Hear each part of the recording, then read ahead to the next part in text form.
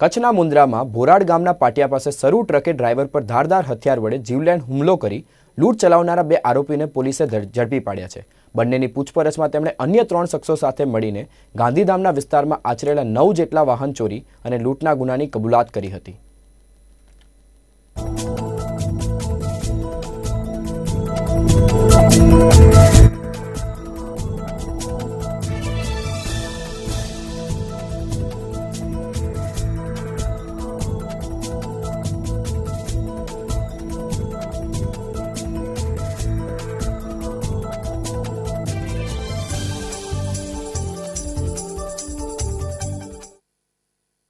આ ગુનાની તપાસ દરમિયાન અમને હકીકત મળેલ કે ગાંધીધામ કાર્ગો ઝુંપડપટ્ટીમાં રહેતા વિશ્વજીત કુમાર ઉર્ફે રાજા વિષ્ણુ ઝા તથા સૌરભ ઉર્ફે ઇન્દ્રજીત વિષ્ણુ ઝા જે બંને મૂળ રહેવાસી સક્રી બહેમપુર મુનિધાચી જિલ્લો દરભંગા બિહાર હાલ વરસામેડી અંજાર ખાતે રહે છે અને તેઓની આ ગુનામાં સંડોવણી છે, જેથી તેઓને મુન્દ્રા ખાતે લાવી પૂછપરછ કરતા તેઓએ આ ગુનાને અંજામ આપેલ હોવાની હકીકત જણાવેલ છે।